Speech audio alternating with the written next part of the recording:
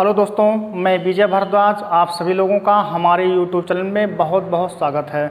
आज हम लोग देखने वाले हैं इतिहास का एक बहुत ही महत्वपूर्ण टॉपिक गौर वंश के बारे में। गौर वंश के बारे में देखेंगे और मोहम्मद गौरी के जो भारत पर आक्रमण हुए हैं हम इसको देखेंगे।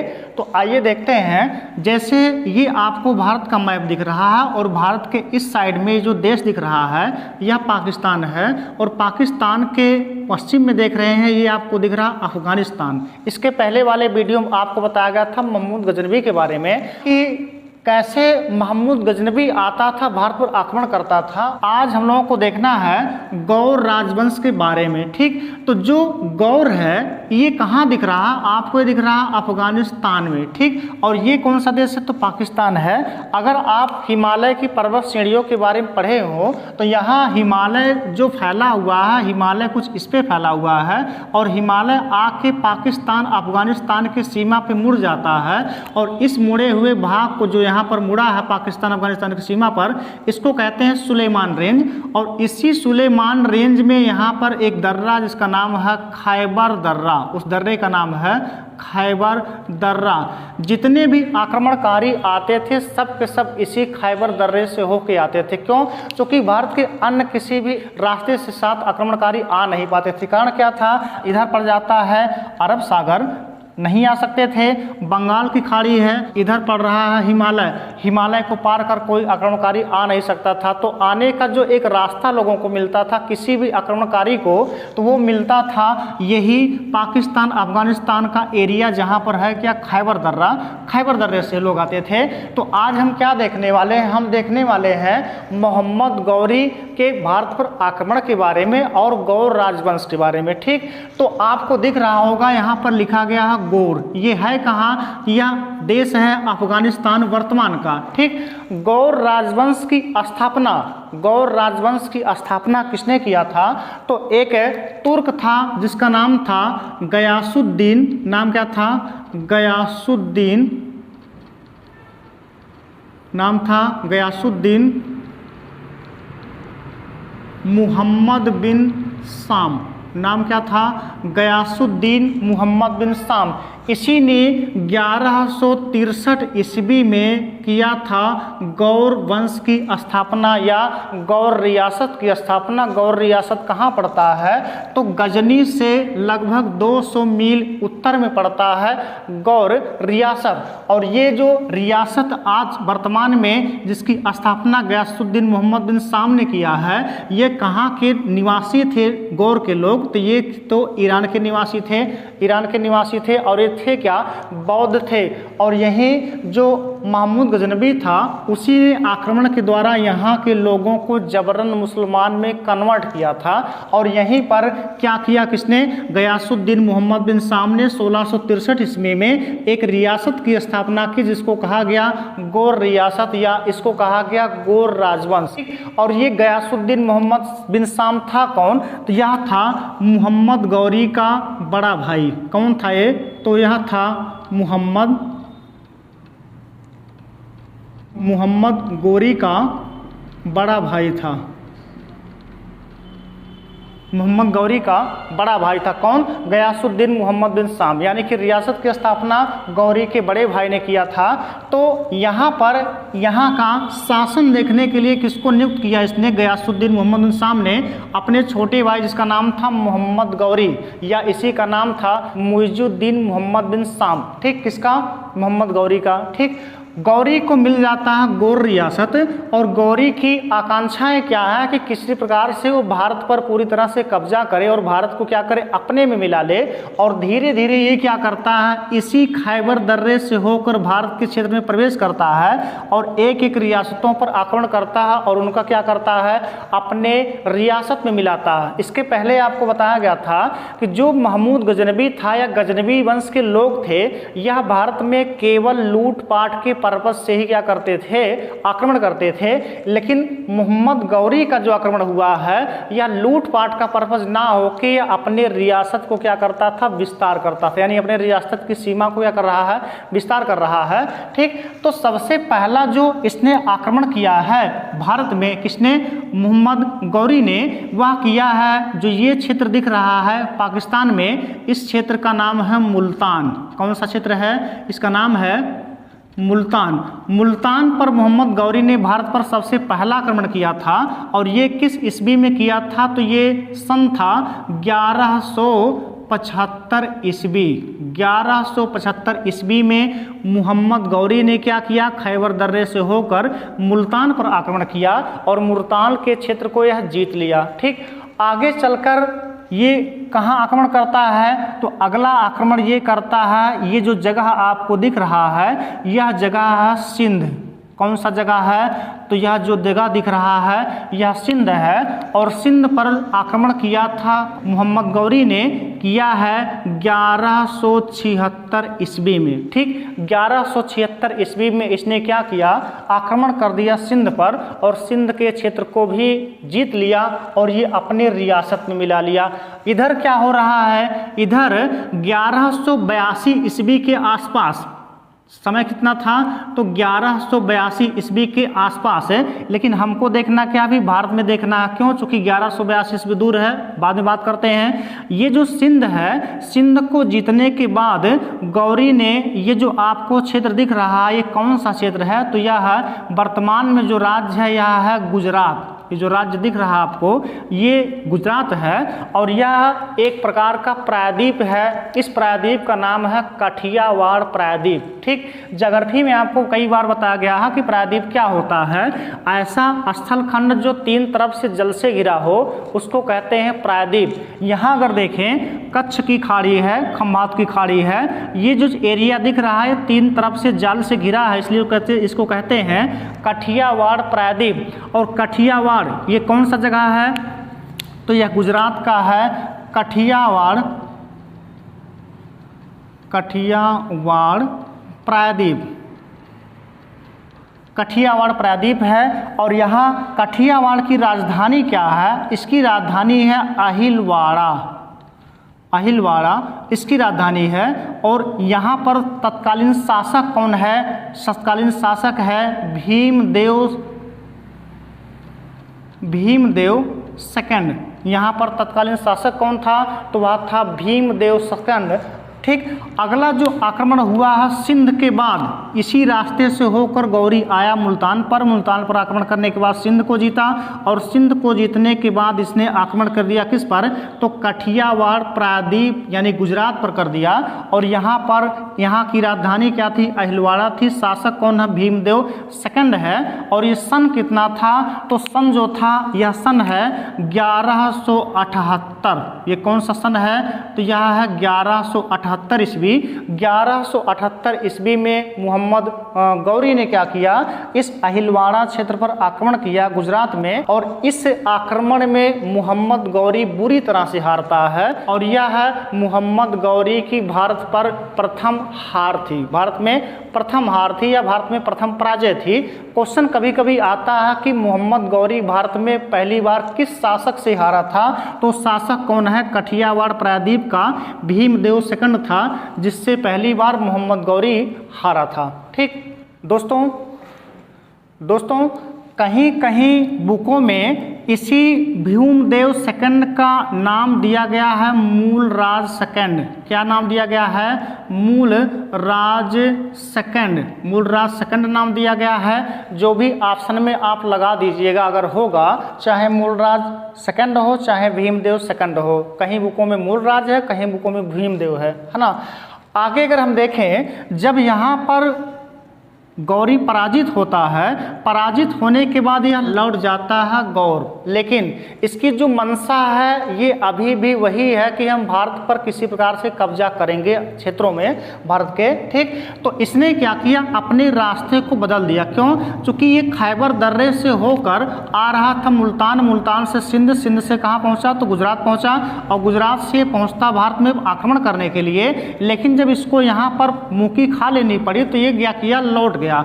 अब ये दूसरे रास्ते से आएगा। दूसरा रास्ता कौन सा है? दूसरा रास्ता है पंजाब का रास्ता। पंजाब के रास्तों की अगर हम बात करें तो अगली बार ये जो रास्ता पकड़ रहा है पंजाब के रास्ते भारत में प्रवेश करेगा। ठीक, कौन कौन सी जगह में पड़ रहा है? तो ये जो जगह दिख रहा यह है पेशावर। कौन सा जगह है? यह है पेशावर। तो जब इसने अपने रास्ते को मार्ग को बदल लिया तो अब की बार इसने आक्रमण किया है पेशावर में। और पेशावर में कब किया था? तो ये किया था 1179 ईस्वी को।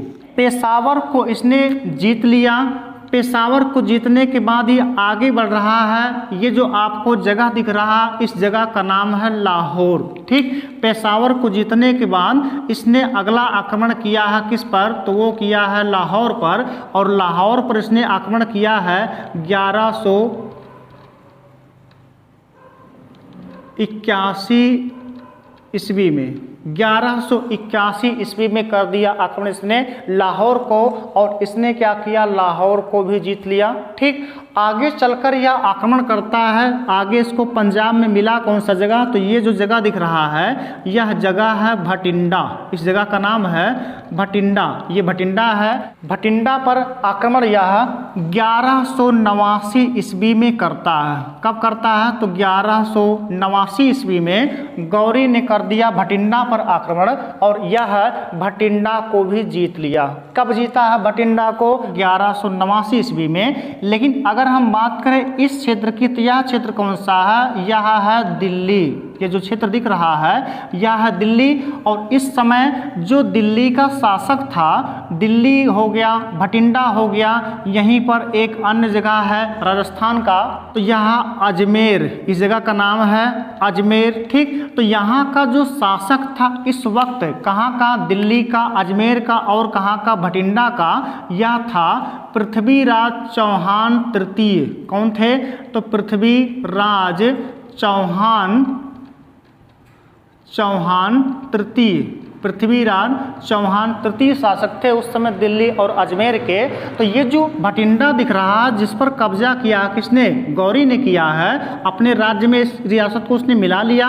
और 1189 में जो भटिंडा के क्षेत्र पर इसने कब्जा किया वो किसके अंडर में आ रहा? पृथ्वीराज चौहान तृतीय के अंडर में आ रहा है। जब ये बात पता चलती है पृथ्वीराज चौहान तृतीय को कि उसने क्या किया, उनके क्षेत्र पर कब्जा किया है, तो आगे चलकर पृथ्वीराज चौहान तृतीय ने क्या किया? समय था कितना? 1191 ईस्वी। 1191 ईस्वी में पृथ्वीराज चौहान तृतीय ने जो भटिंडा का क्षेत्र था, इस भटिंडा के क्षेत्र पर जो कब्जा किसके अंडर में है इस वक्त? तो गौरी के अंडर में है। इस पे इसी के समीप, मतलब भटिंडा के समीप ही पृथ्वीराज चौहान ने एक बहुत विशाल सेना लेके क्या कर दिया? आक्रमण कर दिया। किसके ऊपर किया है? तो यह आक्रमण हुआ है गौरी के ऊपर। और गौरी उस समय किस जगह पर आक्रमण को झेल रहा था? तो वो जगह था जहां पर आक्रमण किया गया है, यह जगह था तराइन। कौन सा जगह था? तो यह था तराइन का मैदान। तराइन का मैदान कहाँ पड़ता है? तो वह भटिंडा जो दिख रहा है भटिंडा के समीप ही वर्तमान में पड़ेगा हरियाणा राज्य में। तो जो तराइन का मैदान है यहाँ पर पृथ्वीराज चौहान तृतीय एक बहुत बड़ी विशाल सेना लेके निकलते हैं मोहम्मद गौरी पर आक्रमण करने के लिए। और जितने भी राजपूत अन्य राजा सबको साथ में लेकर, एक केवल राजा नहीं आया। और वो राजा कौन थे? तो ये जो आपको क्षेत्र दिख रहा है यह है कन्नौज। कौन सा जगह है? यह है कन्नौज। और कन्नौज पर उस समय एक गढ़वाल वंशीय शासक हैं। कौन? गढ़वाल वंशीय शासक जिनका नाम था राजा जयचंद। कौन है? राजा जयचंद हैं। और उस समय जयचंद ने पृथ्वीराज चौहान तृतीय का साथ नहीं दिया। अन्य राजपूत राजाओं ने भी उस युद्ध में हिस्सा लिया लेकिन इन्होंने नहीं लिया। अब तराइन का युद्ध जो है 1191 ईस्वी में हो गया पृथ्वीराज चौहान और किसके किसके मध्य? तो वो हो गया गौरी के मध्य। ठीक, तो मोहम्मद गौरी और पृथ्वीराज चौहान के मध्य यह जो युद्ध था 1191 वाला, इसको कहा गया तराइन का प्रथम युद्ध। इसको कहा गया तराइन का प्रथम युद्ध। इस युद्ध में गौरी बुरी तरह से पराजित हुआ और यह अपनी सेना के साथ लेके फिर से भाग गया, जैसे कि वह भगा था गुजरात से। ठीक, क्वेश्चन आता है कि मोहम्मद गौरी की भारत में दूसरी पराजय किससे हुई थी, तो दूसरी पराजय मोहम्मद गौरी की भारत में हुई है 1191 ईस्वी में तराइन के युद्ध, प्रथम युद्ध में। और किससे हुआ है, तो पृथ्वीराज चौहान तृतीय से हुआ है। ठीक, यहाँ इस युद्ध में मोहम्मद गौरी जब पराजित होता है तो वो निकल जाता है गौर। ठीक, अगले एक वर्ष तक, चूंकि 1191 क्या हुआ है, पराजित हुआ है, और जब ये भाग के जाता है तो अगले एक वर्ष तक यह फिर से युद्ध के लिए क्या करता है, तैयारी करता है। ठीक, और एक वर्ष बाद समय आ जाता है कितना, तो 1192 ईस्वी का। ठीक, 1192 ईस्वी में पुनः अब की बार किसने आक्रमण किया, तो मोहम्मद गौरी ने किया है। और किस जगह पर किया है, तो वही तराइन का जो मैदान था, अब की बार अपना जो ये छावनी बनाया वो कहाँ बनाया, तराइन के मैदान में ही बनाया। और ये 1192 ईस्वी में जो हुआ युद्ध है, इस युद्ध को कहते हैं तराइन का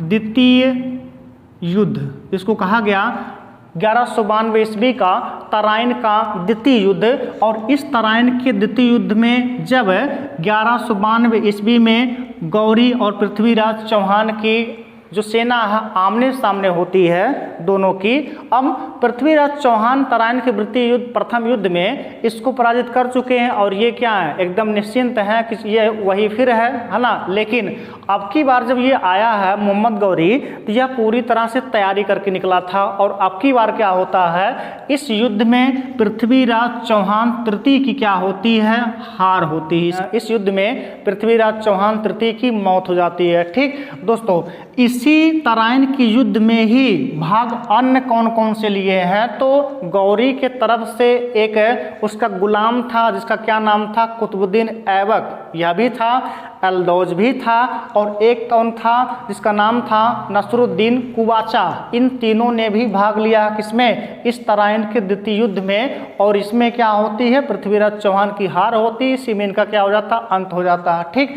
अब देखिए ये जो सीमा है गौरी की, ये सीमा पूरी की पूरी किसके अंडर में चला गया, हारने के बाद पूरा दिल्ली, अजमेर, भटिंडा अब पूरी तरह से किसके अंडर में हो गया। मुल्तान तो पहले से ही था, ये पूरा का पूरा जो इलाका था ये चला गया किसके अंदर में, मोहम्मद गौरी के अंडर में। अब समस्या किसके लिए होगा, अब समस्या होगा जो कन्नौज के गढ़वाल वंशीय शासक है जिसका नाम है राजा जयचंद। क्यों, क्योंकि मोहम्मद गौरी की मंशा थी हम जो गंगा यमुना का दोआब क्षेत्र है उसमें भी अपने पैर को क्या करें, जमाए। इसके लिए क्या करना पड़ेगा इनको, इसके लिए इनको कन्नौज के शासक राजा जयचंद को पराजित करना पड़ेगा।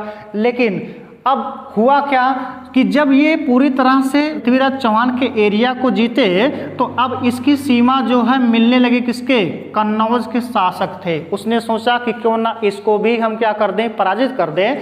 तो कन्नौज का जो शासक था जिसका नाम क्या है, राजा जयचंद, मोहम्मद गौरी क्या करता है, सन था 1194, सन कितना है 1194 ईस्वी का। और 1194 ईस्वी में मोहम्मद गौरी क्या करता है, कन्नौज और इटावा के बीच में एक मैदान था जिस मैदान को कहा गया चंदावर का मैदान। कौन सा था, तो चंदावर का मैदान था।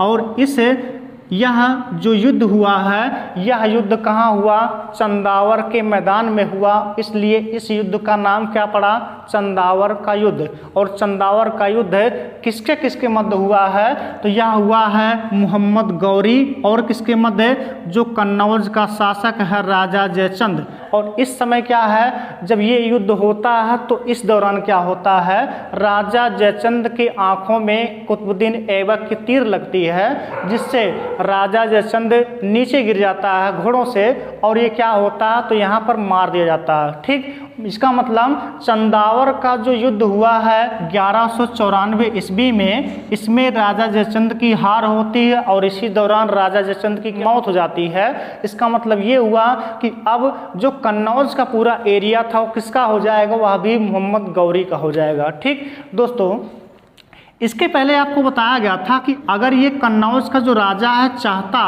तो तराइन का युद्ध हुआ है जिसमें पृथ्वीराज चौहान की मौत हुई है, अगर वो चाहता तो पृथ्वीराज चौहान का सहयोग करके मोहम्मद गौरी को पराजित कर सकता था, लेकिन इसने ऐसा कभी किया नहीं। क्यों नहीं किया? क्यों? क्योंकि ये खुद चाहता था कि किसी प्रकार राजा जयचंद की क्या हो, पराजय हो। क्यों हो? तो राजा जयचंद की एक पुत्री थी जिसका नाम था संयोगिता। उसका क्या नाम था? संयोगिता नाम था। राजा जयचंद के पुत्री से बलपूर्वक शादी कर लिए थे पृथ्वीराज चौहान तृतीय। इसलिए ये क्या चाहता था कि किसी प्रकार से पृथ्वीराज चौहान की क्या हो, अंत हो। तो इसने सहयोग नहीं किया, लेकिन जब इसका सहयोग इसने नहीं किया तो यहाँ खुद क्या हुआ, मौत के मुंह में चला गया और यहाँ पर इसकी क्या हो गई, खुद की मौत हो गई चंदावर के युद्ध में। तो 3 फेमस युद्ध हैं। तराइन का प्रथम युद्ध, तराइन का युद्ध किससे किसके मध्य हुआ? पृथ्वीराज चौहान और मोहम्मद गौरी के मध्य। कब हुआ था? 1191 ईस्वी में। इसमें मोहम्मद गौरी की हार हुई थी। तराइन का द्वितीय युद्ध किसके किसके मध्य हुआ है? तो यह हुआ है पृथ्वीराज चौहान तृतीय तथा मोहम्मद गौरी के मध्य। कब हुआ था? 1192 ईस्वी में। इसमें पृथ्वीराज चौहान की हार होती है और इसी में इसकी मौत हो जाती है। और तीसरा जो महत्वपूर्ण युद्ध है, यह कौन सा युद्ध है? तो चंदावर का युद्ध है। चंदावर का युद्ध किससे किसके मध्य होता है? गढ़वाल वंशीय शासक राजा जयचंद और किसके मध्य? मोहम्मद गौरी के मध्य होता है। कब होता है? 1194 ईस्वी में। इसमें राजा जयचंद की हार होती है और इसी में क्या हो जाती है? मौत हो जाती है। ठीक, आगे का जो मोहम्मद गौरी के अन्य आक्रमण है इसको हम लोग देखेंगे अगले वीडियो में। दोस्तों, अगर आपको वीडियो पसंद आता हो तो वीडियो को लाइक कीजिए, शेयर कीजिए और चैनल को सब्सक्राइब करना ना भूलें।